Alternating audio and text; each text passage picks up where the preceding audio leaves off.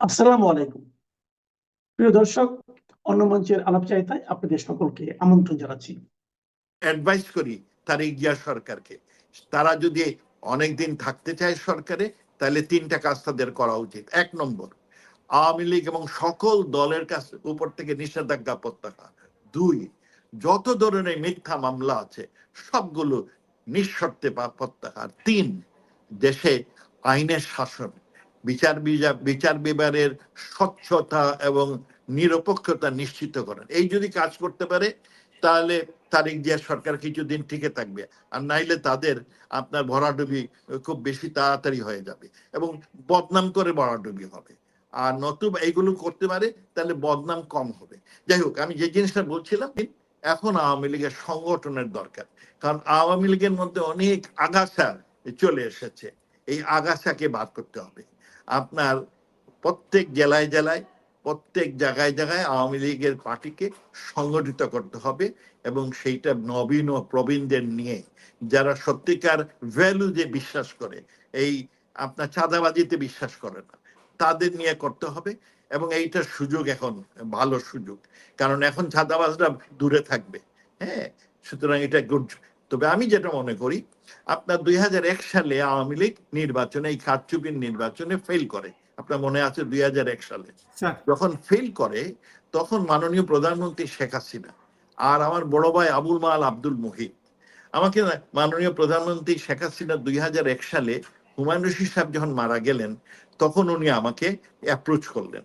আমি বললাম যে দেখেন, আমি তখন সৌদি আরবে গেছি, আমি সেখানে ভালো চাকরি নিয়ে গেছি, আমি আমার ছেলে মেয়ে ইউনিভার্সিটি তখন পড়ে, ওদের অনেক খরচ।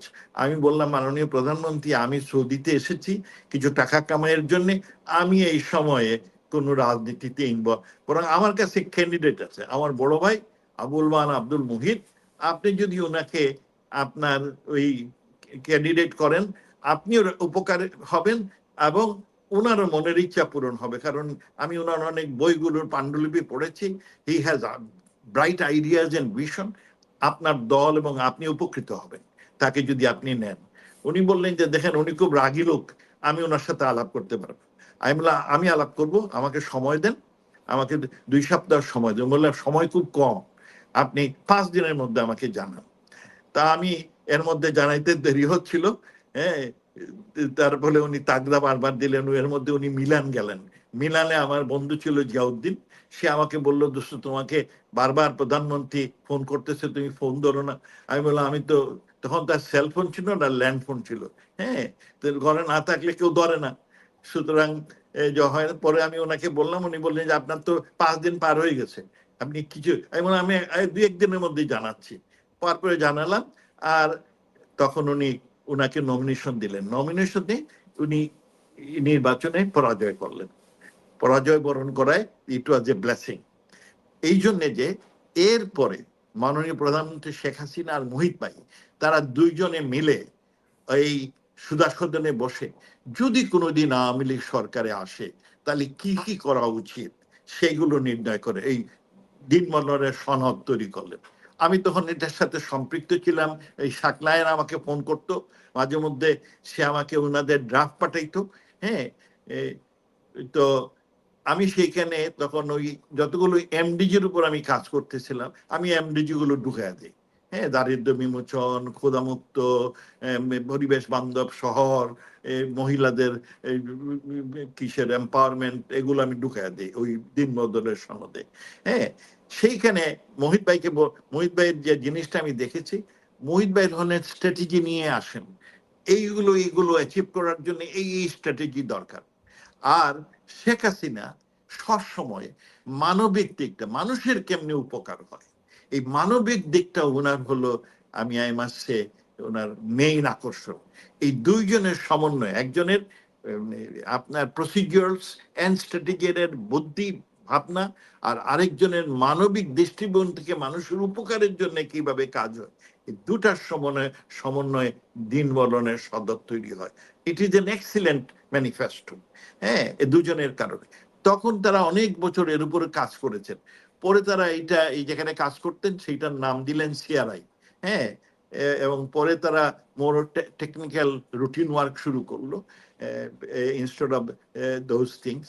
আমি মনে করি এখন মাননীয় প্রধানমন্ত্রীর দরকার যে বাংলাদেশে আওয়ামী লীগের শক্তিকে, আওয়ামী লীগের শক্তি হলো জনগণ, সাধারণ জনগণ, এই সাধারণ জনগণকে আপনার ক্ষমতার ভাগী করতে হবে। কারণ আমাদের দেশে যে ধরনের গণতন্ত্র আছে, একবার নির্বাচিত হলে পরে আপনি অনেকটা আপনার এই কি বলে একনায়কত্বের মতো রাজত্ব হয়ে যায়, আপনি সর্বক্ষমতার অধিকার হয়ে যান। এই সিস্টেম বন্ধ করে যে সিস্টেমটা করতে হবে, জেলায় জেলায় জেলা সরকার, যারা বঙ্গবন্ধু করতে চেয়েছিলেন কিন্তু করতে দেয় নাই, জেলায় জেলায়, যেটা আমেরিকাতে আছে। আমেরিকায় 50টা অঙ্গরাজ্য আছে, কিন্তু প্রত্যেক অঙ্গরাজ্যের গভর্নর, মেয়র সাহেবরা, তারা কিন্তু ওই রাজ্যে কি হবে না হবে তারা ডিসিশন দেন। ফেডারেল গভর্নমেন্টের কিছু টাকা পয়সা পান, বাট মূলত তারা they are the one who runs their administration. আমাদের দেশে এই 64 জেলায় 64 জেলা গভর্নর নির্বাচিত হয়, যদি একটা প্রত্যেকের পার্লামেন্ট থাকে, তারা ঠিক করবে কোন জেলায় কত ট্যাক্স চার্জ করবে, কোন জেলায় আপনার কি জিনিস তারা, কোন ডিপার্টমেন্ট দরকার, কোন গভর্নরের কত বেতন হওয়া উচিত, এইগুলো তারা নির্ধারণ করবে। এখন সেই সব নিয়ে গবেষণা করে। আমেরিকায় আমি 80-90 সালের প্রথম দিকের কথা বলছি, তখন বিভিন্ন গভর্নরের বেতন বিভিন্ন রকম। আমি যে স্টেটে থাকতাম, ম্যাসাচুসেটস, বস্টনতে থাকতাম, আমার গভর্নর ছিলেন মাইকেল দুকাকিস, আমার সাথে ঘনিষ্ঠতা ছিল। ওনার বেতন ছিল $1,20,000। আর একই সময়ে ক্যানসাসের গভর্নর ছিলেন বিল ক্লিন্টন, পরবর্তী প্রেসিডেন্ট যিনি হন, তার বেতন ছিল মাত্র $35,000। ওনার $1,20,000 আর হলো $35,000। আর একই সময় নিউ ইয়র্কের গভর্নর ছিল $189,000। তো আমি জিজ্ঞেস করলাম যে তোমাদের এই বেতন একই রকম, সব গভর্নর তোমরা, কিন্তু বেতন এইরকম কেন? তো বললেন যে ওই স্টেটের রিপ্রেজেন্টেটিভ, ওই তাদের আয়টাই কম, তাই তারা কম প্রিভিলেজ গ্রহণ করে। একইভাবে ম্যাসাচুসেটসের তখন সবচেয়ে বেশি বেতন পেতেন তিনি হলেন স্কুল সুপারিনটেন্ডেন্ট, উনি সবচেয়ে বেশি বেতন পেতেন। হ্যাঁ, স্টেট এটা ঠিক করে দিয়েছে। আমি মনে করি আমাদের দেশেও, মনে করেন সিলেট এলাকায় পর্যটন শিল্প বড় হতে পারে, ওখানে একটা পর্যটন ডিপার্টমেন্ট থাকতে পারে। হ্যাঁ, হয়তো আপনার অন্য কোনো জেলায় পর্যটন ইজ নট দ্যাট ইম্পর্টেন্ট, ওখানে কোনো পর্যটন কোনো অফিসারের দরকার, ডিপার্টমেন্ট দরকার নাই।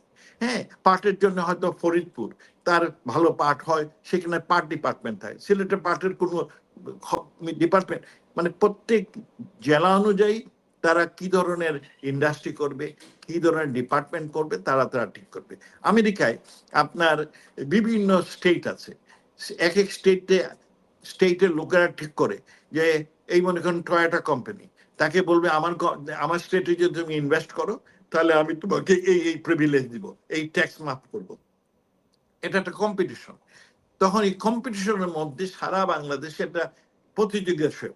আমার মনে হয় এখন এই আওয়ামী লীগের দুর্দিনে মাননীয় প্রধানমন্ত্রী বসে আমাদের এই কিসে জেলায় জেলায় গভর্নর পদ্ধতি চালু করা, এইটা হুকুম দেওয়া হবে না।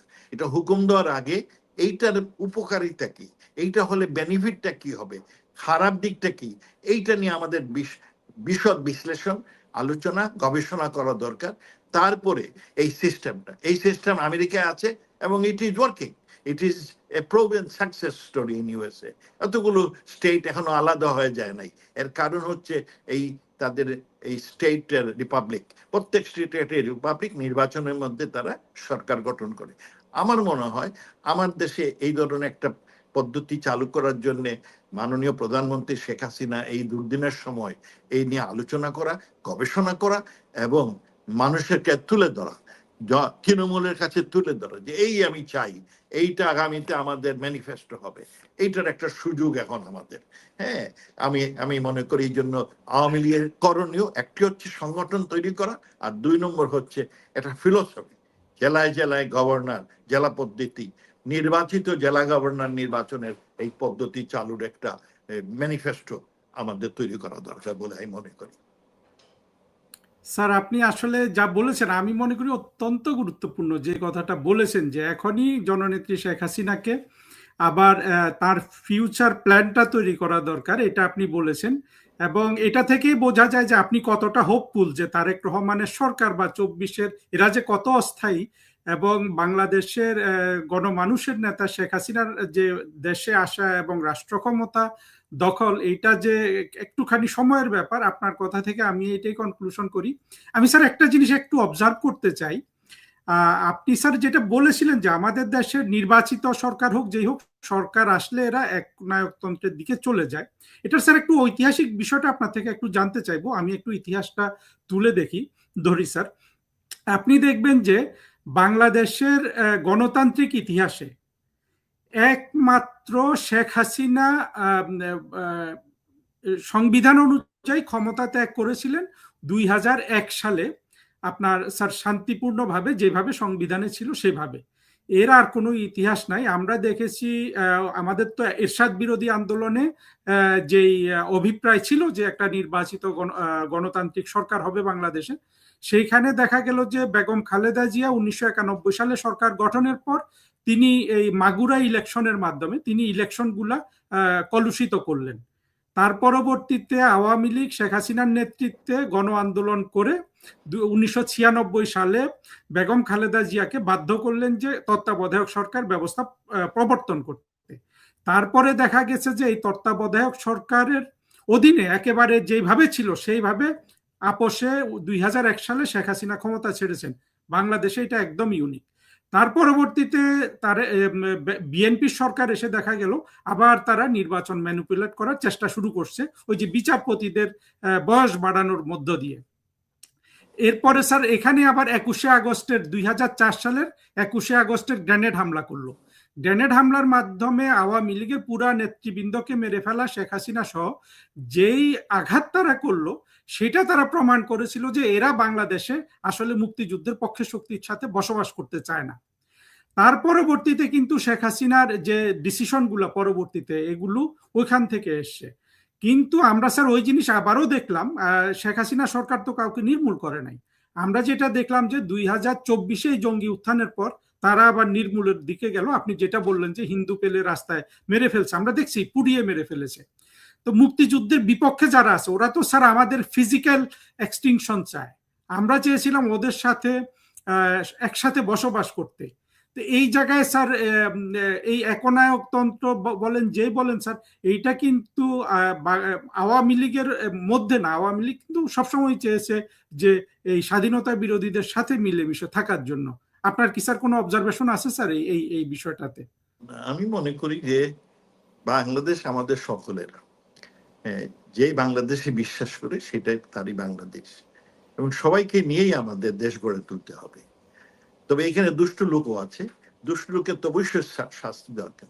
আর আমি খুব আশাবাদী যে আওয়ামী লীগ আবার ফিরে আসবে। এই জন্য আশাবাদী, প্রথমত আমরা খুব ভাগ্যবান, আল্লাহর মেহেরবান যে শেখ হাসিনা জীবিত আছেন। She is a symbol of democracy, a symbol of আপনার মানবিক দিকটা সবচেয়ে বড় প্রতিভূ। উনি জীবিত আছেন, এটা আমার খুব বড় আশা। আর উনি জীবিত থাকলে আপনার আওয়ামী লীগের ফিরে আসার সম্ভাবনা খুব বেশি। তো ইট ইজ গুড থিং। আর আওয়ামী লীগ ফিরে আসলেও আমি যেটা মনে করি, আপনি ঠিকই বলেছেন যে বাংলাদেশের আওয়ামী লীগ হলে পরে একটা নিয়মতান্ত্রিক সাংবাদিক নিয়মের সরকার পরিবর্তন হয়েছে 2001 সালে। আপনার একমাত্র উদাহরণ যে নির্বাচনের পরে আপনার সরকার পরিবর্তন হয়েছে, কিন্তু বাকি সময়গুলোতে একটা অ্যাব্রাপ্ট সিচুয়েশন। এই অ্যাব্রাপ্ট সিচুয়েশন ওগুলো বন্ধ করার জন্য আমার দরকার যে ওই একনায়কত্বের অবস্থা। বাংলাদেশে যেই সরকার গঠন করে এই খয়ের খার্জার জ্বালায় তিনি একনায়ক হয়ে ওঠেন। এই অবস্থার পরিবর্তন করতে হলে আমাকে শাসনতন্ত্র মেনে চলতে হবে, আর আমার প্রশাসনিক এবং রাষ্ট্রীয় কাঠামোর একটা পরিবর্তন দরকার। সেই জেলায় জেলায় জেলা সরকার হলে আমি মনে করি প্রত্যেক বিভিন্ন জেলায় বিভিন্ন লোক নির্বাচিত হবে এবং তারা দেশটা শাসন করবে। তখন এই যে ডিসির আর কমিশনারের কথায় দেশ চলবে না। এরা তো extension of centralisation of authority. আমি চাই ডিভলভিং টাইপ অফ অ্যাডমিনিস্ট্রেটিভ স্ট্রাকচার। তাহলে আমার মনে হয় এই একনায়কত্ব বা স্বৈরতন্ত্র মাথা ছাড়া দিয়ে উঠবে না, এবং সেই জন্য প্রয়োজন আমার একটা বিরাট রকমের কাঠামোগত পরিবর্তন, সেটাই আমি মনে করি। এবং সে আমার বুদ্ধিতে এটা আমি সেটা মনে করি, আমি মনে করি অন্যদের সাথে আলাপ করে এইটাকে আরো পরিপক্কতা অর্জন করে জনগণই তখন চাইবে যে আমরা জেলায় জেলায় জেলা সরকার ব্যবস্থা চাই। আমি ইম্পোজ করতে চাই না, আমি জনগণের মধ্য থেকে আন্দোলনের মাধ্যমে সেটা গ্রহণ করতে চাই। এবং এই জন্যই আমি চাই এই মুহূর্তে আমাদের এই ইস্যুটা আপনার বড় করে তোলা দরকার, জনগণকে সম্পৃক্ত করার জন্য আমার দলে ঘোরানো নিয়ে আসার জন্য এটা খুব প্রয়োজন বলে আমি মনে করি। তবে আমার বিশ্বাস যে আওয়ামী লীগ ফিরে আসবে, কারণ হলো এরা আওয়ামী লীগ হচ্ছে মানুষের অধিকারের হাতিয়ার, সেই জন্য এটা ফিরে আসবে। স্যার ওই জিনিসটা তাহলে কি বলবেন? আমরা দেখলাম যে 2024-এর এই যে চরমপন্থার উত্থান হলো স্যার, সেখানে দেখা গেল যে ওরা বলল যে ওরা চাকরিতে ন্যায় বিচার অর্থাৎ কোটা তুলে দিবে, কোটা আসলে ছিলই না। পরে বলল বৈষম্য দূর করবে, তারপরে বলল ওরাই তো বেশি নির্বাচন বৈষম্য করতেছে, ওরাই তো সব অন্যায় অবিচারটা বেশি করতেছে। শেখ এগুলো হাসিনা তো ছিল বৈষম্য দূর করার জন্য ইউএনও তে একটা রেজলিউশন পাস করেছেন, এবং তিনি বৈষম্য দূর করার জন্য আপনার ঝড়ে পোড়াগুলোকে নিয়ে এসেছেন, সবাইকে সমান সুযোগ সুবিধা দিয়েছেন। She is the greatest, achiever of reducing this discrimination. কিন্তু আল্লাহর কি পরীক্ষা যে উনাকেই বৈষম্য হিসাবে বের করে দিল। উনি বৈষম্য বিরোধীর সবচেয়ে বড় আপনার নায়ক, কিন্তু তাকেই আপনার বৈষম্যকারী বলে মানে মিথ্যা অপবাদ দিল। এটা খুবই মানে দুঃখজনক। হ্যাঁ, so we need Sheikh Hasina to reduce বৈষম্য কমানোর জন্য ওনাকে দরকার।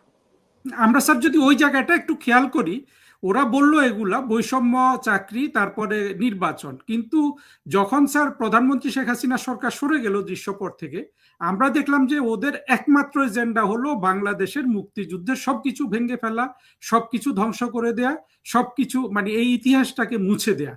এছাড়া এখন পর্যন্ত যা চলছে বাংলাদেশে গত 2 বছর আর কোনো এজেন্ডা কিন্তু আমরা দেখি। আমার প্রশ্নটা স্যার কাইন্ডলি যদি একটু অ্যালাউ করেন। ইউ আর রাইট, ওদের একমাত্র উদ্দেশ্য মুক্তিযুদ্ধের সব স্মৃতি ধ্বংস করা।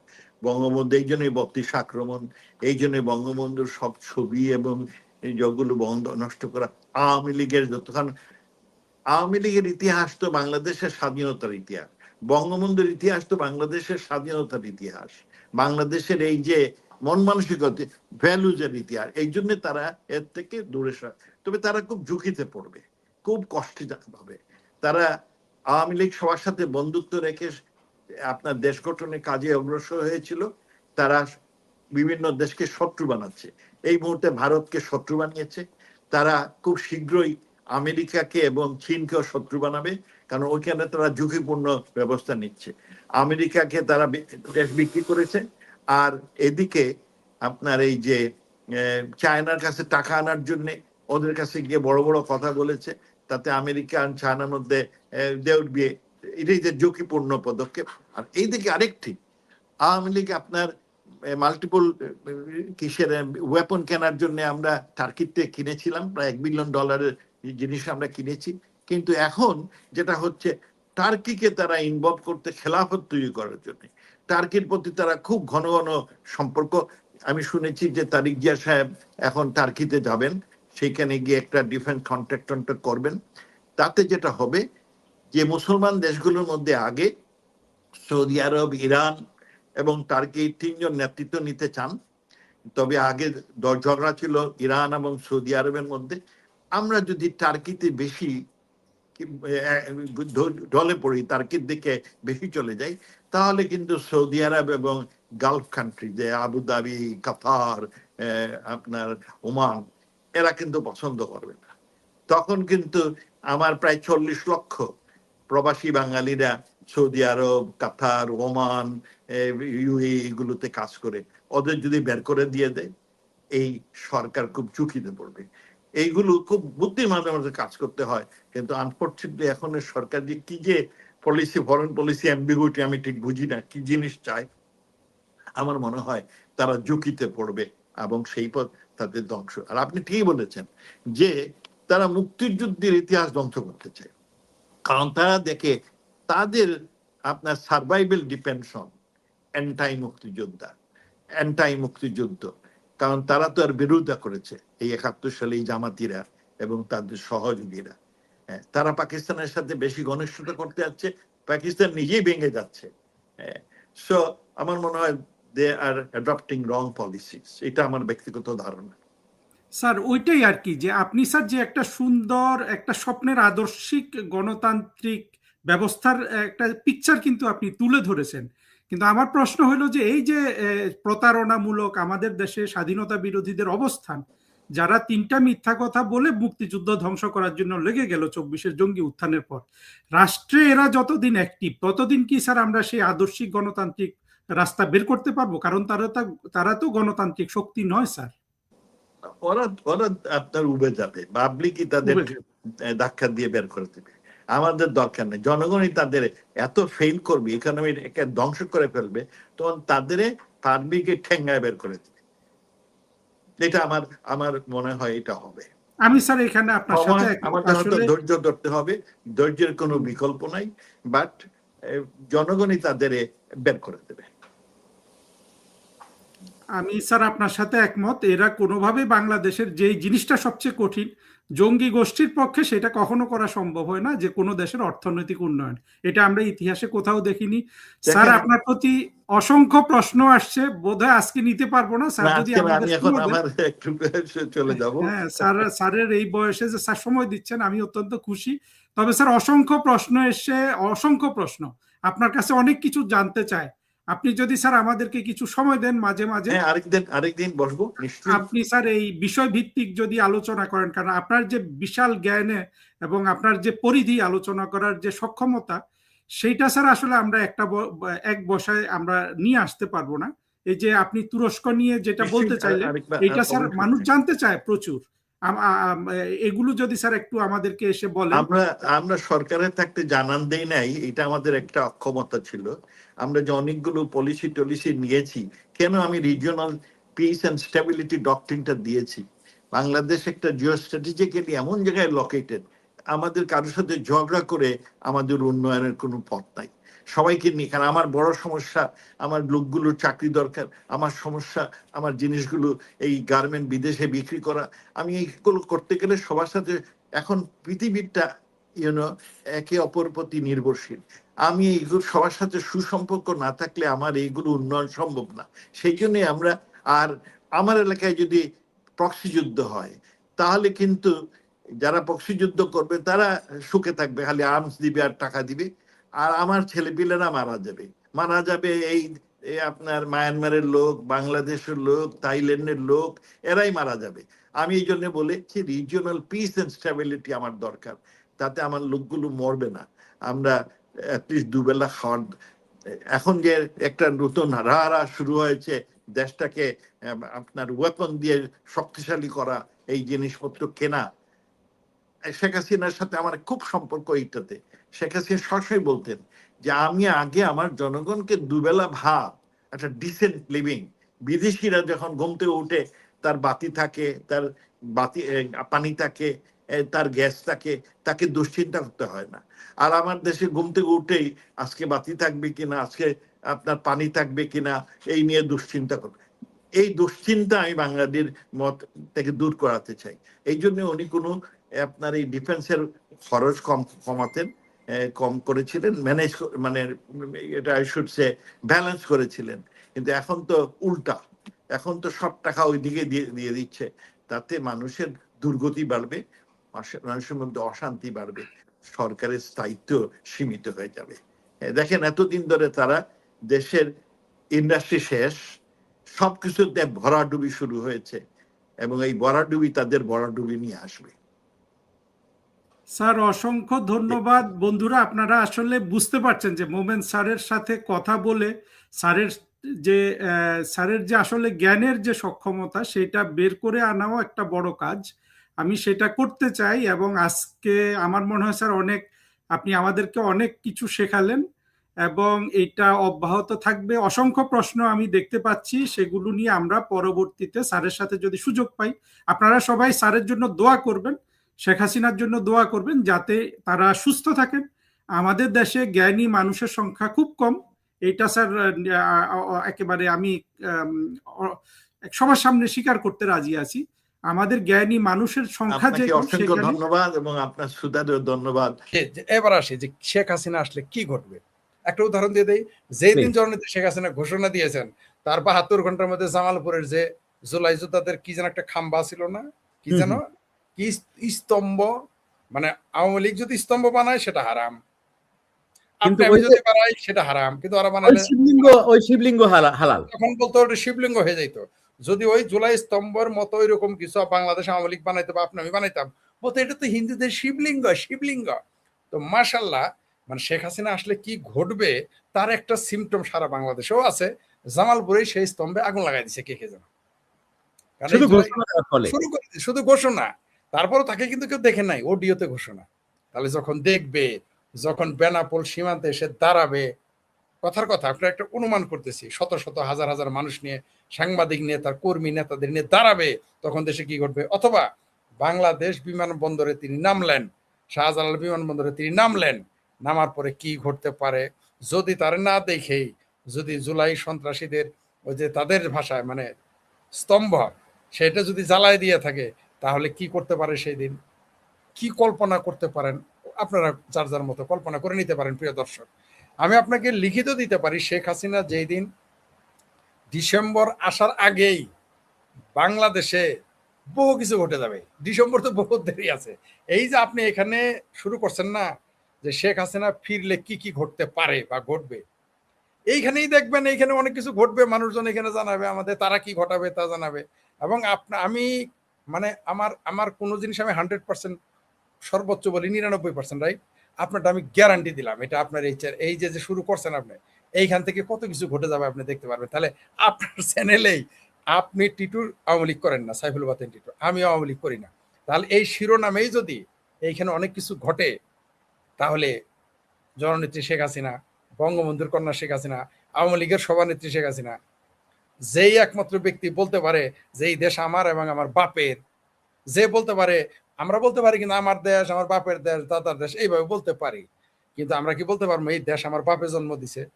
সম্ভব না কারো পক্ষে। এটা শেখ হাসিনা, শেখ রেহানা বলতে পারে। সজীব ওয়াজেদ জয় বলতে পারে যে আমার নানা এই দেশটাকে জন্ম দিয়েছে। এটা আর কেউ বলতে পারবে না। যত কিছুই বলেন আপনি পৃথিবীর ইতিহাসে, আপনি বাংলাদেশে যদি এখন বিপ্লব ঘটায় ফেলেন, আপনি যদি প্রধানমন্ত্রী হয়ে যান, আপনি পোলা কি বলতে পারবো যে আমার বাপে দেশটা বানাইছে? পারবে না। বলবে আমার বাপ মন্ত্রী ছিল, প্রধানমন্ত্রী ছিল, বিপ্লবী নেতা হয়েছিল, তাই না? কিন্তু বলতে পারবে যে এটা আমার বাপের দেশ বানাইছে, এটা একমাত্র শেখ হাসিনা পারে, আর কেউ পারে না, সম্ভবই না। তো এই মানুষটাকে আমি বিশ্বাস করেন, আমি ভেবেছিলাম অনেক দেরিতে ঘোষণা দিবে আসার। আমি খুব হ্যাপি যে এই দিনটির জন্য অপেক্ষা করতেছিলাম। এই যে চিঙ্কুবামদের যে ফালাফালি তেল চোরার মতো, এই ভাই রে ভাই, আপনি তো জানেন এই শাহবাগের চিঙ্কুবাম, ঢাকা বিশ্ববিদ্যালয় করা হাই রে ফালাফালি, ওই যে তোপখানা রোডের 5টা চিঙ্কুবাম যে ফাল পারে রে ভাই, মনে হয় যে তারা সবাই ডোনাল্ড ট্রাম্প হয়ে গেছে, সবাই মনে হয় যে নরেন্দ্র মোদী হয়ে গেছে, সবাই মনে করে নিজের। ফরিদ ভাই, দর্শক শ্রোতা বন্ধুরা, আপনারা দেখতে পাচ্ছেন এখানে একটি পাকিস্তানি বীজ বারবার মন্তব্য করছে, যারা বঙ্গবন্ধু সৈনিক আছেন, যারা আওয়ামী লীগের সৈনিক আছেন, তাকে একটু ধুয়ে দেন। শুধু এটাই আমার দাবি, ঠিকঠাক মতো ধুয়ে দেন। পুত্র একটু ঠিকঠাক মতো ধুয়ে দেন। আসো ভাবির পোলারা, আসো আসো আসো আসো আসো, আমরা তো চাই যে আওয়ামী লীগ যত আসবে তার চেয়ে তোমরা বেশি আসো এখানে। হ্যাঁ, আওয়ামী লীগের দর্শকের চাই তোমাকে বেশি খুঁজি। আমি তোমাদের বেশি, যারা পিয়ারা পাকিস্তানি আছো, যারা হেফাজতে পাকিস্তানি আছো, যারা জামাত আছো, ভাবির পোলারা আছো, কেসকিবান্দির পোলারা আছো, যারা মুক্তিযুদ্ধের নাম শুনলে শরীরে জ্বর আসে, যাদের 71 শব্দ শুনলে কপালে ব্যথা ধরে মানে মাইগ্রেন হয়ে যায়, যারা বঙ্গবন্ধুর জয় বাংলা স্লোগান শুনলে শয়তান, যেমন ওই যে ইসলামের পরিভাষায় আজান দিলে নাকি শয়তান পালায়, বঙ্গবন্ধুর জয় বাংলা স্লোগান দিলে স্বাধীনতা বিরোধীরা পালায় যায়। শুনেন, যত কথাই বলেন, জয় বাংলা স্লোগান দিলে কিন্তু স্বাধীনতা বিরোধী ধরা পড়ে। দেখুন মুখগুলো না কেমন যেন হয়ে যায়, এটা আমি প্রমাণ করছি, আমি একটু চেক করে এটা বলতেছি। মানে যতই ছুপা হওয়ার উস্তম থাকুক, বিএনপিও কিন্তু এরকম আচরণ করে না। না বিএনপিও না, বিএনপি স্লোগান দিলে চুপ করে বসে থাকবে, ওদিক তাকায় থাকবে, কিন্তু জামাতিদের হেফাজতদের মুখ চোখ কালো হয়ে যাবে, আমরা গেঞ্জির মতো কালো হয়ে যাবে, চিন্তা করছেন? নিশ্চিত থাকেন। আর আপনি আওয়ামী লীগ চিনবেন কিভাবে? জয় বাংলা বলে আপনার দিক তাকাইছে কিনা, চোখের দিকে একটু প্রেমিকার মতো তাকাইলো কিনা, তাহলে ভাববেন ওটা আওয়ামী লীগের লোক। কথা বললো কেন না বললো, জয় বাংলা বলছেন, একটু তাকাইলো, রিক্সাওয়ালা একটু তাকাইলো, আমারে বলছে, একজন বলছে যে ভাই রিক্সাওয়ালা চিনি কেমনে জানেন আওয়ামী লীগের? ফোনে হুদায় ফোন ধরে হ্যাঁ জয় বাংলা, সাথে সাথে মুখটা যে রিক্সাওয়ালা ঘুরে তাকায় হাসি দেয়, সাথে সাথে আগে একটা বিড়ি খাওয়াই, করে চা খাওয়াই, বলে এই যে বুঝতে জয় বাংলা বলে যখন মুখে আসি, ফোনে কইছে জয় বাংলা এমনি মজা করে জয় বাংলা, তখন রিক্সাওয়ালা ওটা ধরা পড়ে যায় যে ওই রিক্সাটা কার পক্ষের লোক। এইভাবে তো শুধু কি জামাতিরাই চালাক, আমরা কি কিছু বুঝি না? এগুলো ধরার সিস্টেম। আপনি যেটা শিরোনাম দিয়েছেন, আমরা আসলে দর্শকেরও কিছু মতামত চাই যে শেখ হাসিনা আসলে কি কি ঘটবে।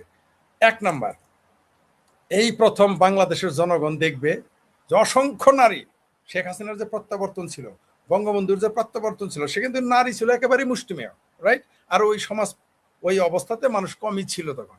শেখ হাসিনার আমলেও যখন তিনি প্রত্যাবর্তন, শেখ হাসিনা আসলেন ভারত থেকে, তখনও কিন্তু প্রত্যাবর্তনে মানুষজন কম ছিল, ঠিক আছে, খুবই কম ছিল।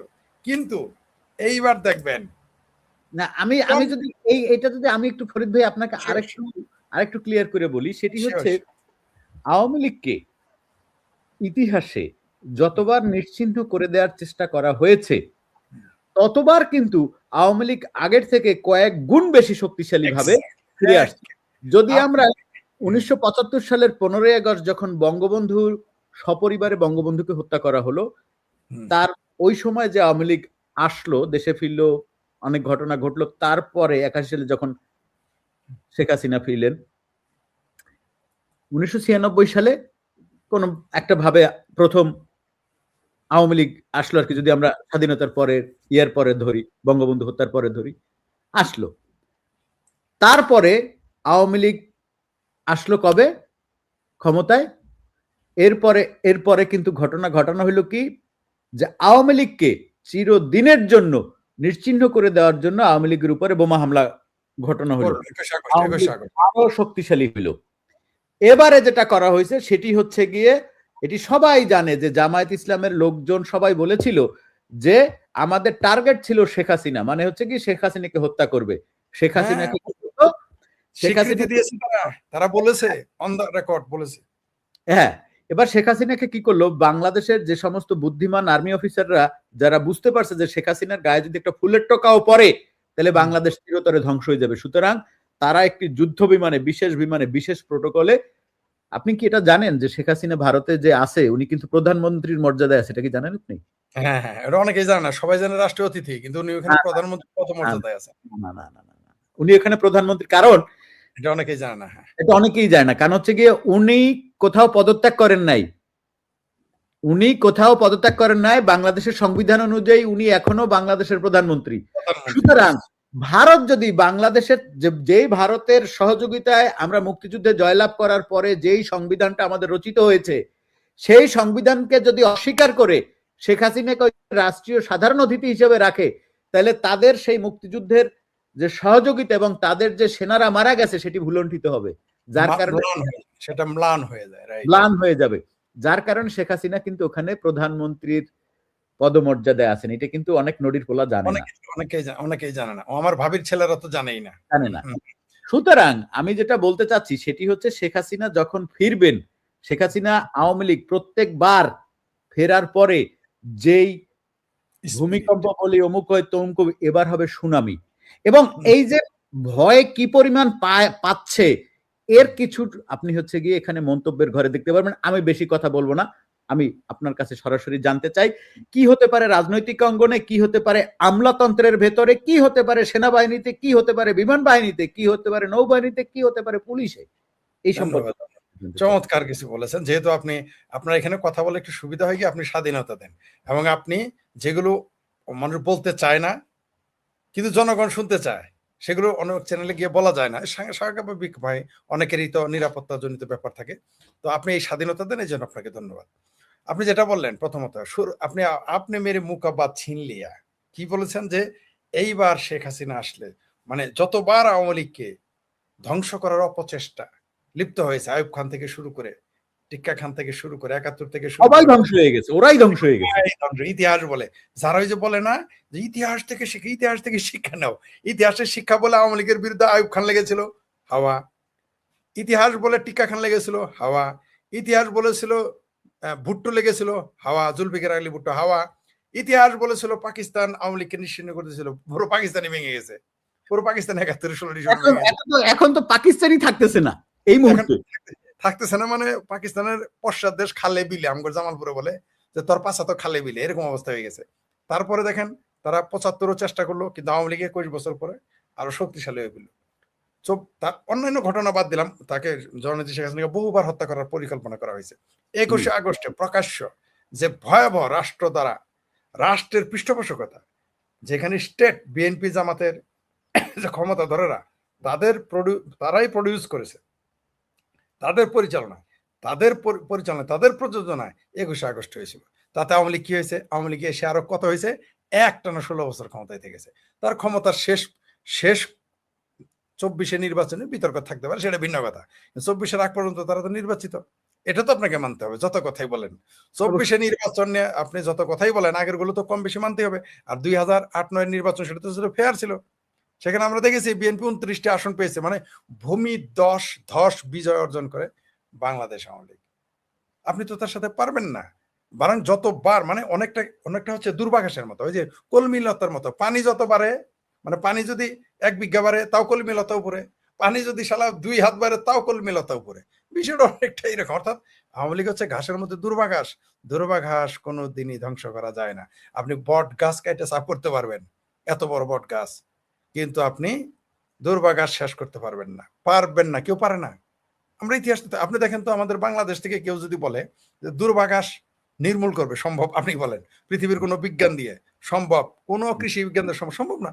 তেমনি বাংলাদেশের রাজনীতিতে আপনি কখনোই বাংলাদেশ আওয়ামী লীগকে আপনি পছন্দ করেন আর না করেন, আপনি বাংলাদেশ আওয়ামী লীগকে পছন্দ করেন না করেন সেটা আপনার ব্যাপার, বা যে করবে না তার ব্যাপার। কেউ শেখ হাসিনাকে পছন্দ করুক না করুক তার ব্যাপার, কেউ জয় বাংলা স্লোগান পছন্দ করুক না করুক তার ব্যাপার। কিন্তু ইতিহাস কি বলে? আপনি জয় বাংলাকে উচ্ছেদ করতে পারবেন না। আপনি দেখেন এই তথাকথিত জুলাই সন্ত্রাস আন্দোলনের মূল স্লোগান কি ছিল?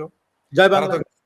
হ্যাঁ, তারা এইটা কিন্তু সবাই শুধু বলে যে মুজিবের বাংলায় বৈষম্যের ঠাঁই নাই। জি না, জয় বাংলা শুরু করছিল এই পদেরা। এইটা পয়েন্ট টু উইন। দেখেন এটাও কি অনেকে ভুলে গেছে। তারা কিন্তু জয় বাংলা স্লোগান মুখে ছিল, সামনে কি শিবির আসতে পেরেছিল? পারেনি। ইভেন ইউনুসের প্রযোজনায়, তুরস্কের পরিচালনায়, পাকিস্তানের সহপরিচালক ছিল পাকিস্তান, অ্যাসিস্ট্যান্ট ডাইরেক্টর। সেই যে শিবির যে ক্ষমতায় আসলো, মানে ক্ষমতা দখল করাইলো, নীলক্ষেতের ছাপ্পা ভোটে ভিপি বানাইলো।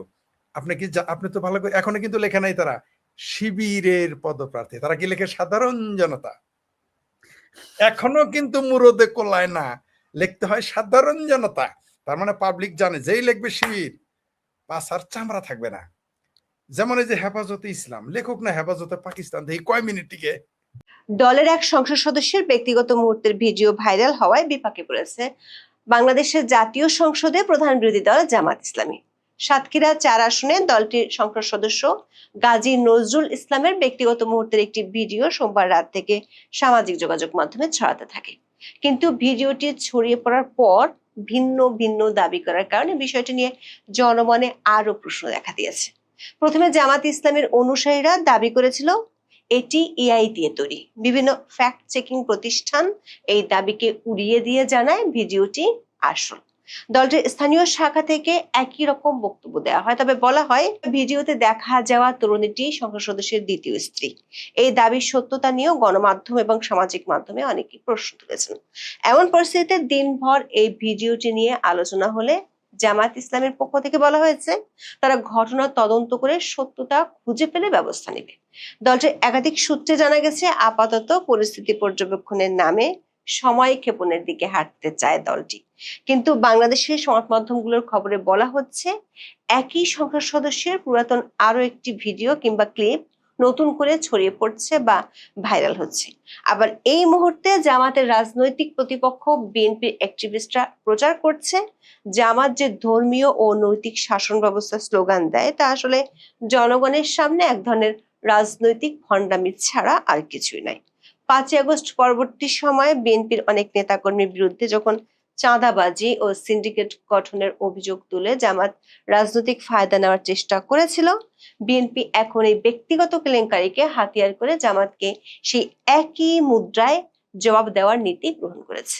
আবার গাজী নজরুল ইসলামের এই ভিডিও এমন এক সময় ভাইরাল হলো যার কয়েকদিন আগে জামাত বিরোধী ইসলামী ঘরানার কওমি দলগুলো একজোট হওয়ার ঘোষণা দিয়েছে। গাজী নজরুল ইসলাম কেন্দ্রীয় জামাত ইসলামী শুরা সদস্য। তিনি সাতক্ষীরা 4 আসনে দলটি থেকে নির্বাচিত সংসদ সদস্য। এর আগে তিনি 1991 ও 2001 সালে একই আসন থেকে জামাতের টিকিটে সংসদ সদস্য নির্বাচিত হয়েছিলেন। সোমবার রাত থেকে বিভিন্ন সামাজিক যোগাযোগ মাধ্যম, বিশেষ করে ফেসবুক, টেলিগ্রাম ও ইউটিউবে এই সংসদ সদস্যের একটি ঘনিষ্ঠ ও ব্যক্তিগত মুহূর্তের ভিডিও ক্লিপ খুব দ্রুততার সাথে ছড়িয়ে পড়তে শুরু করে। ছড়িয়ে পড়া ভিডিওতে একটি কক্ষে এক তরুণীর সঙ্গে সাতক্ষীরার শ্যামনগরের এমপি গাজী নজরুল ইসলামকে ঘনিষ্ঠভাবে দেখা যায়। দ্য ডিসেন্টের এক প্রতিবেদনে বলা হয়েছে, ভিডিওটি ছড়িয়ে পড়লে জামাতপন্থী কিছু ফেসবুক আইডি থেকে গাজী নজরুলকে সমর্থন করে দুটি দাবি প্রচার করা হয়। একটি হলো ভিডিওটি এআই দিয়ে তৈরি বা সম্পাদন করা, এবং দ্বিতীয়টি হলো ভিডিওতে দৃশ্যমান নারী এমপি গাজী নজরুলের দ্বিতীয় স্ত্রী। দ্য ডিসেন্ট ও রিউমার স্ক্যানার সহ একাধিক ফ্যাক্ট চেকিং প্রতিষ্ঠান দাবি করেছে জামাতপন্থী ফেসবুক আইডিগুলো থেকে এআই বলে যে দাবিটি করা হয়েছে সেটি অসত্য। ভিডিওটি বিশ্লেষণ ও পরীক্ষা করে ফ্যাক্ট চেকিং প্রতিষ্ঠানগুলো নিশ্চিত করেছে এটি এআই দিয়ে তৈরি বা সম্পাদিত নয়। তবে ওই ভিডিওটির স্ক্রিনশটের সাথে কিছু এআই দিয়ে তৈরি ছবিও প্রচারিত হয়েছে কিছু জামাতপন্থী আইডি থেকে। দ্য ডিসেন্ট বলছে, সিসিটিভি ফুটেজের দৃশ্যমান টাইম স্ট্যাম্প অনুযায়ী এটি 2023 সালের 1 জুলাই ধারণ করা। অবশ্য দ্য ডিসেন্ট পরে আরেকটি রিপোর্টে দাবি করেছে, ভাইরাল হওয়া ভিডিওটির টাইম স্ট্যাম্পে 2023 সাল লেখা থাকলেও প্রকৃতপক্ষে এটি 2026 সালের জাতীয় নির্বাচনের পরে ধারণ করা। রিউমার স্ক্যানার বলছে, তারা যাচাই করে দেখেছে ভিডিওটি এআই নয় বরং আসল। কন্টেন্টের উপাদানগুলো আলাদাভাবে বিশ্লেষণ করে তারা এ নিয়ে নিশ্চিত হয়েছে। রিউমার স্ক্যানার বলছে, যারা ভিডিওটি এআই বলে দাবি করেছে তারাই বরং কিছু এআই দিয়ে তৈরি ভিডিও প্রচার করেছিল। অবশ্য এ বিষয়ে সাতক্ষীরা জেলা জামাত ইসলামের সেক্রেটারি আজিজুর রহমান প্রথম আলোকে বলেছেন, ভিডিওটি ঢাকার একটি বাসার সিসিটিভি ফুটেজ থেকে ছড়িয়ে পড়েছে বলে তাদের ধারণা। ভিডিওটি ভুয়া না সত্যি এমন দাবির মধ্যে এমপি গাজী নজরুল ইসলাম 21 জুলাই দুপুর 12:01 নিজের ফেসবুক আইডিতে ভাইরাল ভিডিওর বিষয়ে একটি ব্যাখ্যা দেন। সেখানে তিনি লিখেছেন, গত 13 জুলাই তিনি তার প্রথম স্ত্রী মাকসুদা বেগম ও দ্বিতীয় স্ত্রী মরিয়ম বেগমকে নিয়ে রাজধানীর মগবাজারে দ্বিতীয় স্ত্রীর বাবা মাসুম বিল্লার ব্যবসায়িক অফিসে যান। সেখানে তারা আনুমানিক 1 ঘন্টা অবস্থান করেন।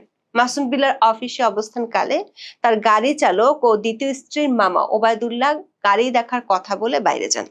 পরে তিনি 5 থেকে 7 জন অপরিচিত ব্যক্তিকে নিয়ে তাদের কক্ষে ঢোকেন। তাদের জিম্মি করে 1 লাখ টাকা আদায় করেন বলে এমপি ফেসবুকে লিখেছেন।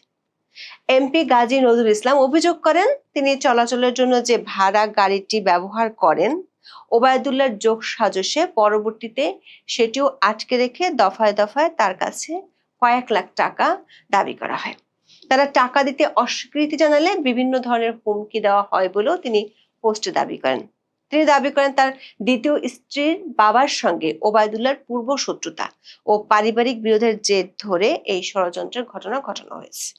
বিবিসি বাংলার খবরে বলা হয়েছে, নজরুল ইসলামের দাবি অনুযায়ী ঘটনাটি ঘটেছে মগবাজারে, যেটি কেন্দ্রীয় কার্যালয়ের কাছে। সাধারণত ওই এলাকায় জামাতের বহু কর্মী সমর্থকেরা উপস্থিত থাকে। তবে নজরুল ইসলামের দ্বিতীয় বিয়ের দাবি নিয়ে প্রশ্ন তুলেছে বাংলাদেশের অনেক গণমাধ্যম।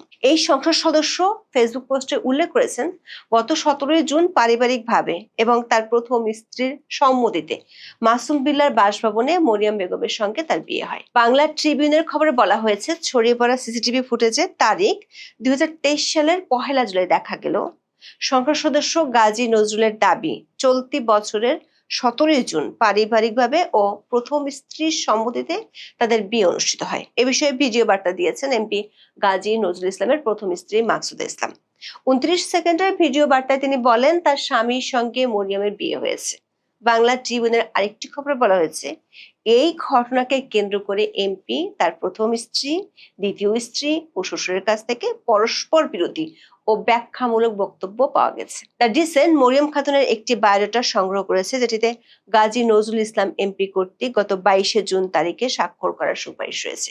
বায়োডাটাটিতে এমপি স্বাক্ষরের উপরে সবুজ কালিতে লেখা রয়েছে, জোর সুপারিশ করছি, কিন্তু বায়োডাটাটিতে মরিয়ম খাতুনের বৈবাহিক অবস্থা অবিবাহিত লেখা রয়েছে। 17 জুন বিয়ে করে থাকলে 22 জুন এমপি কর্তৃক স্বাক্ষরিত মরিয়মের বায়োডাটাতে অবিবাহিত লেখা হয়েছে কেন, এ বিষয়ে জানতে পরবর্তীতে গাজী নজরুল ইসলামকে একাধিকবার কল দেওয়া হলেও তিনি রিসিভ করেননি বলে দ্য ডিসেন্টের খবরটিতে উল্লেখ করা হয়েছে।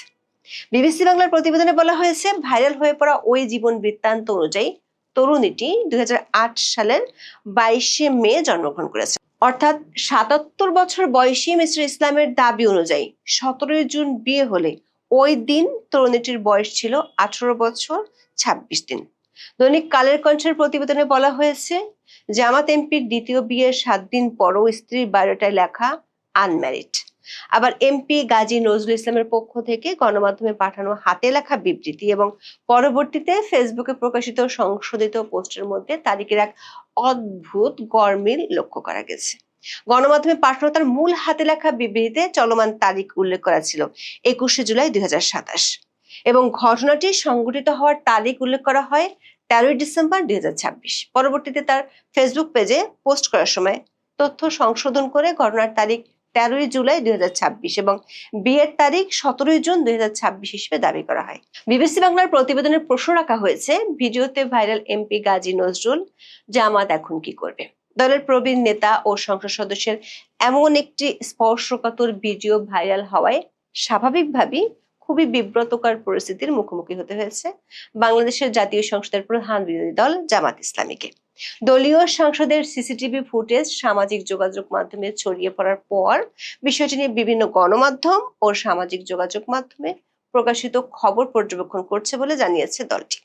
দলটি বলছে, প্রকৃত ঘটনার তথ্য উপাত্ত সংগ্রহের পর সাংগঠনিক নিয়ম অনুযায়ী প্রয়োজনীয় পদক্ষেপ নেওয়া হবে। অর্থাৎ জামাত ইসলামী খুব তাড়াতাড়ি কোনো সিদ্ধান্ত নিতে যাচ্ছে না। তবে দলটির পক্ষ থেকে তড়িৎ কোনো ব্যবস্থা নেওয়া না হলেও সামাজিক মাধ্যমে আরো ভিডিও ছড়িয়ে পড়তে দেখা যাচ্ছে। কালের কণ্ঠের এক প্রতিবেদনে দাবি করা হয়েছে, সাতক্ষীরা 4 আসনের জামাতের সংসদ সদস্য গাজী নজরুল ইসলামের আরেকটি ভিডিও সামাজিক যোগাযোগ মাধ্যমে ভাইরাল হয়েছে। ওই ভিডিওতে তাকে এক তরুণীর সঙ্গে দেখা যায়। যদিও দ্য ডিসেন্ট এই ভিডিওটি আগে ভাইরাল হওয়া ভিডিওর সময় ধারণ করা বলে দাবি করেছে। বিবিসি বাংলার খবরে বলা হয়েছে, তরুণীর সাথে ঘনিষ্ঠতার ভিডিও ভাইরাল হওয়ার পর মেয়েদের শালীনভাবে চলাফেরা ও মাথায় পর্দা রাখার পরামর্শ দেওয়া নিয়ে গাজী নজরুল ইসলামের একটি বক্তব্যের পুরনো ভিডিও নতুন করে সামাজিক মাধ্যমে ভাইরাল হয়েছে। বিবিসিকে দেওয়া একটি সাক্ষাৎকারের সময় তিনি ওই মন্তব্য করেছিলেন। জামাত ইসলামের একটি সূত্রে জানা গেছে, দলটির তৃণমূল নেতাকর্মী এবং বিশেষ করে ছাত্র শিবিরের সাবেক ও বর্তমান নেতাদের মধ্যে এই ঘটনায় বেশ ক্ষোভ তৈরি হয়েছে। তারা বলছেন, যেখানে জামাত অন্যান্য দলের নেতাদের অনৈতিকতার কড়া সমালোচনা করে এবং নিজেদের নিষ্কলুষ দাবি করে, সেখানে তাদের একজন প্রবীণ এমপির এমন বিব্রতকর ঘটনা দলকে নৈতিকভাবে চরমভাবে ডিফেন্সিভ পজিশনে ঠেলে দিয়েছে। অন্যদিকে বিএনপির ফেসবুক অ্যাক্টিভিস্ট এবং সাতক্ষীরা অঞ্চলের দলীয় নেতাকর্মীরা গাজী নজরুল ইসলামের সংসদ সদস্য পদ থেকে পদত্যাগ এবং এই ঘটনার সুষ্ঠু ও নিরপেক্ষ বিচার দাবি করেছে। আবার সংসদ সদস্য গাজী নজরুল ইসলামের এই চারিত্রিক ও নৈতিক কেলেঙ্কারিটি এমন এক সময় সামনে এসেছে যখন জামাত ইসলামী জাতীয় রাজনৈতিক কিছু চাপের মুখে আছে। গত নির্বাচনের সময় জামাত ইসলামী দেশের প্রধান ইসলামপন্থী ও রক্ষণশীল দলগুলোকে নিয়ে 11 দলীয় নির্বাচনী ঐক্য বা জোট গঠন করতে সক্ষম হয়েছিল, যার উদ্দেশ্য ছিল ইসলামপন্থীদের ভোট ব্যাংকে একক ছাতার নিচে নিয়ে আসা। তবে আসন সমঝোতা নিয়ে টানাপোড়েনের কারণে শেষ মুহূর্তে চরমোনাই পীরের দল ইসলামী আন্দোলন বাংলাদেশ এই জোট থেকে বের হয়ে যায়। তারপর থেকে চরমোনাই পীরের অনুসারীরা জামাত ইসলামের বিরুদ্ধে সুযোগ পেলেই এক হাত নেয়। গত 16 জুলাই জামাতের ইসলামিক রাজনৈতিক আধিপত্যের কফিনে আরেকটি ব্রেক ঠুকে দিয়েছে চট্টগ্রামের ফটিকছড়ির ঐতিহ্যবাহী জামিয়া আজিজুল উলুম বাবুনগর মাদ্রাসায় হেফাজতে ইসলাম বাংলাদেশের আমির আল্লামা শাহ মুহিবুল্লাহ বাবুনগরীর সভাপতিত্বে কওমি ঘরানার 7টি বিশিষ্ট ইসলামী দল। এই 7টি ইসলামী দল কওমি ঘরানার আলেমদের নিয়ে স্বাধীনভাবে একটি নতুন রাজনৈতিক ও সামাজিক জোট গঠনের ব্যাপারে নীতিগতভাবে একমত হয়েছে। বাংলাদেশের কওমি আলেম ও তাদের দলগুলো দীর্ঘদিন ধরে জামাতের বিরুদ্ধে ধর্মকে ব্যবহার করে রাজনৈতিক ক্ষমতার লোভ লালসা চরিতার্থ করার অভিযোগ তুলে আসছিল। এখন জামাতের একজন শীর্ষ নেতার এই ঘটনা কওমি আলেমদের হাতে জামাতের বিরুদ্ধে নতুন অস্ত্র তুলে দিল। আবার এই কেলেঙ্কারি জামাতের নেতৃত্বাধীন 11 দলীয় জোটের অবশিষ্ট শরিকদের মধ্যে চরম অস্বস্তি ও অনাস্থার সৃষ্টি করেছে, যার ফলে জোটের অন্য শরিকরাও এখন নিজেদের ভাবমূর্তি রক্ষার্থে জামাত থেকে কিছুটা দূরত্ব বজায় রাখতে চাইতে পারে। এখন এ পর্যন্ত। সম্মানিত দর্শক, দেশে বেশ কয়েকবার সামরিক শাসন চলেছে, কখনো প্রকাশ্যে কখনো অপ্রকাশ্যে। আর সে সকল সামরিক শাসনে দেশের কতটা উপকার হয়েছে সেটা পরের বিষয়, কতটা ক্ষতি হয়েছে তাও আলোচনার বিষয় নয়। কিন্তু যখন এই সামরিক শাসনগুলো এসেছে, একটু যদি হিসাব করে দেখেন, ওই সময়গুলোতে আসলে সামরিক শাসন ছাড়া কোনো বিকল্প ছিল না। দেয়ার ওয়াজ নো অল্টারনেটিভ। রাজনীতি তো আজকের নয়।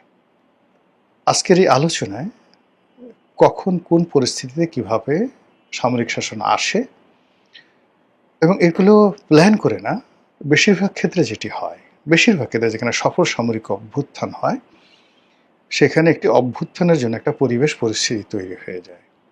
সেই পরিস্থিতির কারণে সামরিক শাসনটা ওয়েল অ্যাকসেপ্টেড হয় এবং সামরিক শাসনের ৯৯% ক্ষেত্রে ফেল করে যারা উদ্যোক্তা, আর 1% সফল হয়। যেমন ধরুন, আমাদের উপমহাদেশ আসলে সবগুলো সামরিক শাসনে সফল হয়েছে। পাকিস্তানের জিয়াউল হক সফল হয়েছেন, তারপর পারভেজ মোশাররফ সফল হয়েছেন, বাংলাদেশে জিয়াউর রহমান, তারপর এরশাদ সাহেব, এরপর মঈনুদ্দিন ফখরুদ্দিন সাহেব, তারা সফল হয়েছেন। আর এখন যাই বলেন না কেন, ওয়াকারুজ্জামান কিন্তু সফল, একেবারে শতভাগ সফল। এবং ওয়াকারুজ্জামান সাহেবের যে সফলতা, একটা মানে উনি না হলে এই অভ্যুত্থানটা হতো না। এবং অভ্যুত্থানের পরে সারা বাংলাদেশে যে একটা হযবরল অবস্থা তৈরি হয়েছে, এবং টিল নাও তিনি পর্দার আড়ালে থেকে সব কিছু যেভাবে নিয়ন্ত্রণ করছেন, বা সব কিছু যেগুলো ম্যানেজ করছেন, আপনি নিয়ন্ত্রণ না বলে ম্যানেজ বলতে পারেন, বা যাকে বলা হয় লাটাই যেভাবে ধরে রেখেছেন, এটি বিস্ময়কর। ইউনূস জমানাতে অনেক কিছু হতে পারত। সেখানে যেভাবে মব হচ্ছিল, যেভাবে বঙ্গভবন চুরমার করে দেওয়ার জন্য একটা ফোর্স তৈরি হয়ে গিয়েছিল, যেভাবে বিএনপিকে পাশ কাটিয়ে একটি বিশেষ শক্তিকে রাষ্ট্র ক্ষমতায় বসানোর সমস্ত আয়োজন চূড়ান্ত হয়েছিল, ঠিক সেই জায়গাটিতে আমাদের সেনাবাহিনী অত্যন্ত গুরুত্বপূর্ণ একটি ভূমিকা পালন করেছে। তো এই পরিস্থিতিগুলো এখানেই থেমে থাকবে কিনা, বা সামনে আরও এগোবে কিনা, বা সামনে কি হবে, এই বিষয়গুলো নিয়ে আলোচনা করাটা এই মুহূর্তে আসলে খুব মুশকিলের একটা বিষয়। তো কাজেই বাংলাদেশে এই প্রসঙ্গ বাদ দিয়ে আমরা ইন্টারন্যাশনাল পার্সপেক্টিভে কতগুলো বিষয় আলোচনা করি, তাহলে আপনারা বুঝতে পারবেন যে সামরিক শাসনটা আসলে আমাদের জন্য কতটা অপরিহার্য, বা অন্য দেশের জন্য কতটা অপরিহার্য হয়, এবং কখন কোন পরিস্থিতিতে অপরিহার্য হয়।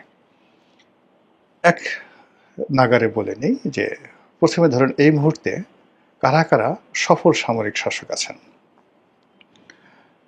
যদি আপনি ধরেন, তাহলে সবচেয়ে আকর্ষণীয় এই মুহূর্তে পৃথিবীর সবচেয়ে আকর্ষণীয় সামরিক শাসকের নাম হলো এখন বুরকিনা ফাসোর ক্যাপ্টেন ইব্রাহিম তারোরে।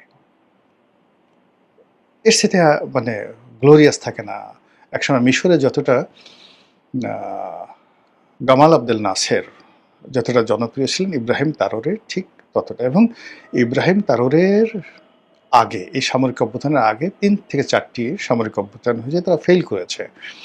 এবং যেভাবে ফ্রান্স তাদের এই কলোনিটিকে ডমিনেট করে রাখছিল, সেখানে ইব্রাহিম তারোরের অংশগ্রহণ এবং তার যে সফলতা, এটা বিশ্বকে চমকিত করে ফেলেছে। এগুলো ইব্রাহিম তারোরে। 2 নম্বরে সারা পৃথিবী মিলে চেষ্টা করছে উগান্ডার বিরুদ্ধে সেই পাল্টা অভ্যুত্থান করার জন্য, কিন্তু দীর্ঘদিন সে 80-র দশক থেকে এখন পর্যন্ত, প্রথমে গেরিলা যুদ্ধ, তারপরে সামরিক যাকে বলা হয় কু, এরপরে শাসন ক্ষমতা আছেন সেই মুসেভেনি, প্রেসিডেন্ট মুসেভেনি।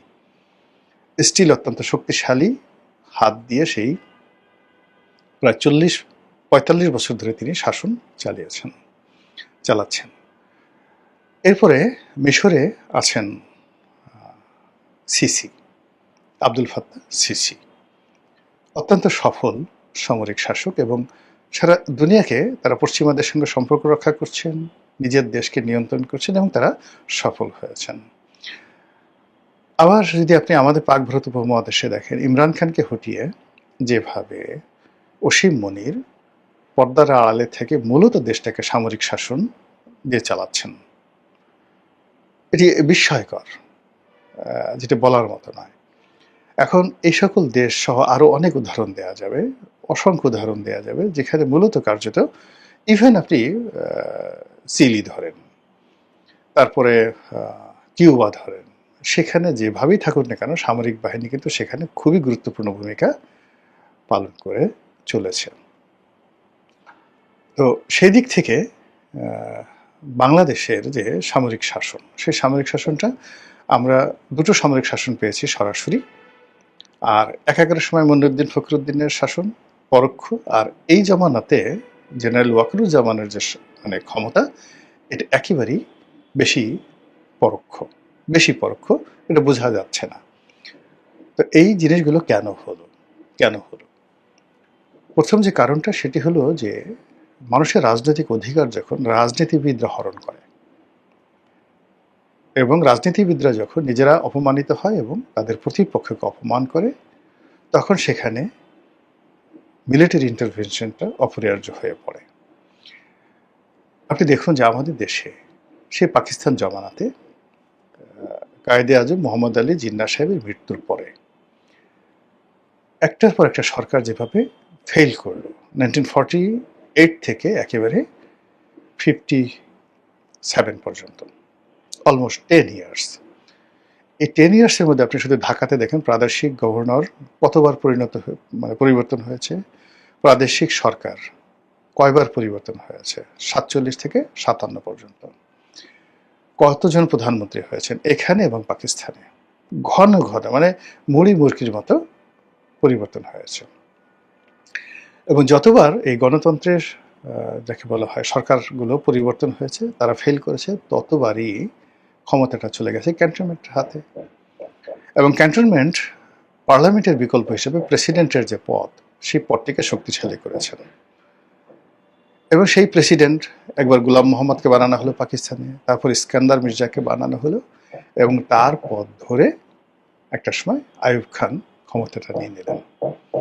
সেই আইয়ুব খানের পরে ইয়াহিয়া খান, আর আমাদের বাংলাদেশের টিক্কা খান, আবার সেই টিক্কা খানের পরে জিয়াউল হক থেকে শুরু করে পাকিস্তানে যে ধারাবাহিকতা চলছে, সেই ধারাবাহিকতায় আমাদের বাংলাদেশে যে মিলিটারি ব্যুরোক্রেসি এবং সিভিল ব্যুরোক্রেসি, এটা বলতে গেলে এখনো পর্যন্ত মিলিটারি নির্ভর হয়ে আছে। এখনো পর্যন্ত এরশাদ জামানাতে যেটা ছিল সেটা হলো প্রত্যেকটা জেলাতে একজন ডিসি পদমর্যাদার যে বেসামরিক কর্মকর্তা আছেন, বা এসপি পদমর্যাদার যে কর্মকর্তা আছেন, আর জেলা জজ পদমর্যাদার, এই কয়জন হলো একটা জেলার প্রধান কর্মকর্তা অ্যাডমিনিস্ট্রেটিভ ওয়েতে। এর সঙ্গে সঙ্গে রোডস অ্যান্ড হাইওয়েজের একজন এক্সিকিউটিভ ইঞ্জিনিয়ার আছে, তারপর রোডস অ্যান্ড হাইওয়েজের পরে এখানে তারপরে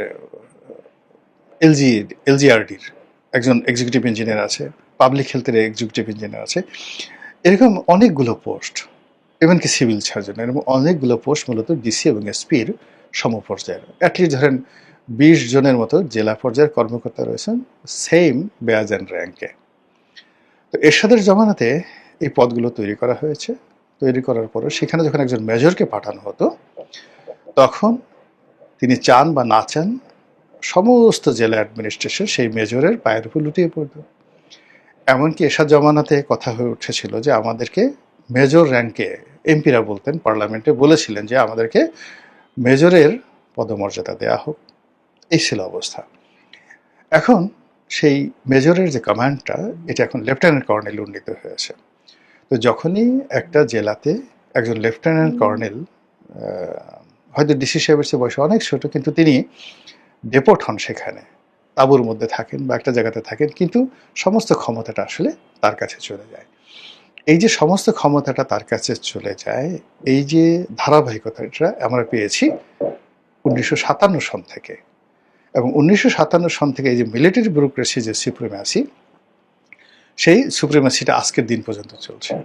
আমাদের রাজনীতিবিদরা মানে কোনো অবস্থাতেই ডিসিএসপিকে পাত্তা দিতে চায় না, কিন্তু কর্নেল সাহেব ডেকেছেন, তারপরে শেষে মেজর সাহেব ডেকেছেন, সঙ্গে সঙ্গে সে রাত 3টার সময় হোক সেই রাজনীতিবিদরা সেখানে উপস্থিত হবে। কর্নেল সাহেব আসছেন, হাত পা কাঁপা শুরু হয়ে যাবে। যাওয়ার আগে সবাই পশ্চাৎ দেশে হাতাতে থাকবে যে গেলে পিটনি পড়বে কিনা। এই যে আতঙ্কটা, এই আতঙ্কটা ভারতে নেই, এই আতঙ্কটা আমেরিকাতে নেই, এই আতঙ্কটা ইন্দোনেশিয়াতে নেই, এই আতঙ্কটা শ্রীলঙ্কা এবং যাকে বলা হয় সিঙ্গাপুরে কল্পনাই করা যায় না। এমনকি নেপালে এবং ভুটানে, মালদ্বীপে এই জিনিসটা কেউ কল্পনাই করতে পারে না। সেখানে রাজনীতিবিদরা অনেক ক্ষমতাধর, কিন্তু আমাদের এই জায়গাটাতে অর্থাৎ জাস্ট লাইক মানে আপনার মিশর, জাস্ট লাইক ইরাক, লিবিয়া, এরপরে এখন ইরান, এরপরে পাকিস্তান, বাংলাদেশ, সেম ক্যাটাগরির অবস্থাতে আসছে। এখানে আমরা যারা পলিটিশিয়ান আছি, আমরা একে অপরকে অপদস্থ করার জন্য এবং একে অপরকে ছোট করার জন্য আমাদের সর্বশক্তি নিয়োগ করছি, এবং কোনো অবস্থাতেই এখানে 3 থেকে 4টি সেট পলিটিক্যাল ময়দানে কাজ করে। যেমন যে এখন ধরুন আওয়ামী লীগের যে সেটটি ক্ষমতার পুরো 17 বছর পোলাও কুরমা মাখন খেয়েছে, এদের একটা গ্রুপ মরে গেছে, একটা গ্রুপ বিদেশে মানে টাকা পয়সা উপার্জন করে তারা আর জীবনে রাজনীতি করবে না এবং করার দরকারও নেই। আর একটা গ্রুপ বসে আছে, তারা আবার দেশে আসবে, সব কিছু করবে। আবার অন্যদিকে যে গ্রুপটি বাংলাদেশে বসে এই বিপদের সময় আওয়ামী লীগের জন্য কাজ করছে, আওয়ামী লীগ যদি কোনোদিন ফিরে আসে এদের কাউকে ডাকা হবে না। ফলে আবার আওয়ামী লীগ আসলে ওই যে নব্য যে মিলিটারি ব্যুরোক্রেসি, নব্য দালাল, নব্য সাংবাদিক, মানে হোয়াট এভার মেবি যা কিছু বলেন সবাইকে আপনারা দেখতে পাবেন। আবার আপনি বিএনপির দেখেন, বিএনপির যারা গত 17 বছর যারা মাঠে ছিলেন, ময়দানে ছিলেন, যাদের রক্ত ঝরেছে, আচ্ছা আপনি দেখেন তো রক্ত ঝরেছে কার কার? গয়েশ্বর বাবু রক্ত ঝরেছে, আচ্ছা, তারপর মোয়াজ্জেম হোসেন আলালের রক্ত ঝরেছে, এরপর অন্যান্য যে সমস্ত আরো মানে অনেক লোকের নাম আমি বলতে পারবো, শামসুজ্জামান দুদু থেকে শুরু করে আসাদুজ্জামান রিপন, সোহেল সাহেব আছেন, সবার রক্ত ঝরেছে রাজপথে। এর মধ্যে একমাত্র অ্যানি এবং সুলতান সালাউদ্দিন টুকু ছাড়া এই সরকারের মানে মন্ত্রী পরিষদে কয়জন আছেন। এর বাইরে যারা যারা সরকারের ভিতর থেকে বাইরে থেকে এসছেন, মানে যারা এই মুহূর্তে ক্ষমতা দেখাচ্ছেন, ক্ষমতা প্রয়োগ করছেন, এইগুলো দেখে মানে বিএনপির যারা ত্যাগী নেতাকর্মী রয়েছেন তারা সবাই মানসিকভাবে অসুস্থ হয়ে পড়েছেন।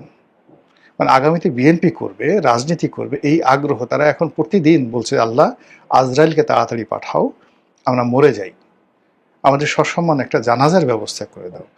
এরকম লক্ষ লক্ষ বিএনপির নেতাকর্মী টেকনাফ থেকে তেঁতুলিয়া পর্যন্ত গুমড়ে গুমড়ে মরছে। আর যারা ক্ষমতা দেখাচ্ছে তারা আসলে গত 17 বছর মাঠে ছিল না। এরকম যখন একটা ভ্যাকুয়াম হয়, এই ভ্যাকুয়ামের মধ্যে পুলিশ ঢুকে যায়, এই ভ্যাকুয়ামের মধ্যে এসপি, ডিসি, ওসি ঢুকে যায়, এই ভ্যাকুয়ামের মধ্যে মিলিটারি ঢুকে যায়। আর যেহেতু মিলিটারি মাইন্ড সেট আপ হয়ে গেছে 1957 থেকে, ক্ষমতা যখন একসাথে মানে ঘুরতে থাকে, চক্রাকারে ঘুরতে থাকে, সেখানে যার লাঠিটা বেশি শক্তিশালী, যার সম্পর্কে মানুষের ভয় বেশি, সেই এখানে বিজয়ী হয়ে যায়। ফলে আমরা এই যে একটা রাজনৈতিক পট পরিবর্তন হয়েছে শেখ হাসিনার জমানা থেকে ইউনূসের জমানা, ইউনূসের জমানা থেকে তারেক রহমান সাহেবের জমানা, এখানে রাজনীতির যে ফান্ডামেন্টাল যে দিকগুলো রয়েছে সেগুলোর কি কোনো পরিবর্তন হয়েছে? হয়নি। এখানে রাজনীতিবিদদের সম্মান কি বেড়েছে? বাড়েনি। এখানে সিভিল রাইট, সাধারণ মানুষের অধিকার কি স্বীকৃত হয়েছে? হয়নি। এখানে এই সমাজে বুক ফুলিয়ে জনগণ কথা বলবে আর জনগণের কথা অনুযায়ী সরকার রেসপন্ড করবে? হয়নি। এখানে কি হয়েছে? প্রধানমন্ত্রী কখন ছাতি ধরলেন তার স্ত্রীর মাথায়, প্রধানমন্ত্রী কার দিকে তাকালেন, প্রধানমন্ত্রী কার সঙ্গে সেলফি তুললেন, মানে এই সমস্ত ক্ষমতা একদিকে দিয়ে পুরো ক্ষমতার যে চেইনটা আছে পুরো চেইনটাকে ক্যাস ক্যাস করে কেটে দেওয়া হচ্ছে। আর এই জিনিসগুলো যখন একটা কোনো দেশ এবং কোনো রাষ্ট্র এবং সমাজে ঘটতে থাকে, তখনই সেখানে একটা পঞ্চম বাহিনী, একটা রাজনৈতিক বিশৃঙ্খলা, একটি অরাজনৈতিক শক্তি, একটি সামরিক শক্তি, তারা ওত পেতে বসে থাকে ক্ষমতা আসার জন্য। এবং এখানে এরকম ঘটনাগুলো ঘটে যে ঘটনায় এরকম একটা পরিবর্তন অনিবার্য হয়ে পড়ে। আশা করি আপনারা বুঝতে পেরেছেন। মহান আল্লাহ আমাদের সবাইকে হেদায়েত দান করুন এবং হেফাজত করুন। আসসালামু আলাইকুম ওয়া রাহমাতুল্লাহি ওয়া বারাকাতুহু।